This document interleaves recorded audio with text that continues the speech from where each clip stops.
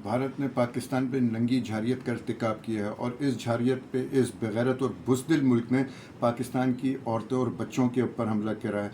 ये हमला पाकिस्तान की सालमियत पे हमला है। अब पाकिस्तान को इस झारियत का भरपूर तरीके से जवाब देना चाहिए। अगर पाकिस्तान ने ये जवाब ना दिया तो भारत आपके ऊपर इससे ज़्यादा जो है इंटेंसिटी के साथ जो है हमला करेगा और ये हम किसी सूरत भी मुतहम्मिल नहीं हो सकते। पाकिस्तान एक ज़िंदा गयूर कौम है और इस पाकिस्तान को अब साबित करना चाहिए कि हमारी ऊपर की हुई सालमियत पर जवाब हम देने के पूरे हकदार हैं। आर्टिकल 51 से जो है अक़वाम मुत्तहिदा का आर्टिकल है, उसके तहत पाकिस्तान पूरा हक रखता है भारत को जवाब देने का।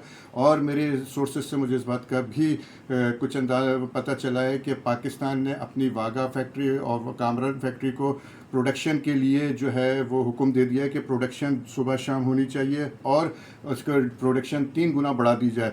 और एक तरफ तो पाकिस्तान ने माशाल्लाह इस तरह के अहकाम दे दिए हैं। रावलपिंडी के अंदर जो है मूवमेंट आर्मी की नज़र आ रही है, ब्लैकआउट की मशक़ें की जा रही हैं। तो मैं बड़ा मुतमईन हूँ कि हमारी फ़ौज जो है भारत को भरपूर तरीके से जवाब देगी। और ये भी सुनने में आया है कि पाकिस्तान कम से कम 24 से 25 जगहों को लॉक कर चुका है और उसी जगहों पर पाकिस्तान जो है लॉक करके जो है रिटेलिएट करेगा। और इसका जवाब जो है कम से कम इन्होंने जिस तरह औरतों और बच्चों को मारा है, पाकिस्तान इनकी आर्मी के और इनकी जो दूसरी तनसीबात को निशाना बनाते हुए भारत को ठीक ठाक डैमेज देगा।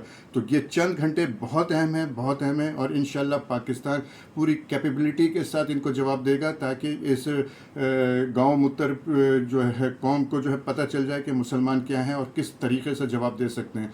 भारत पाकिस्तान के सामने नहीं टिक सकता है। हमारी कौम एक होकर खड़ी हो जाए और इस जारियत का मुकाबला करे। पाकिस्तान इंशाअल्लाह ताला इनको घुस कर मारेगा। जज़ाकल्लाह, थैंक यू।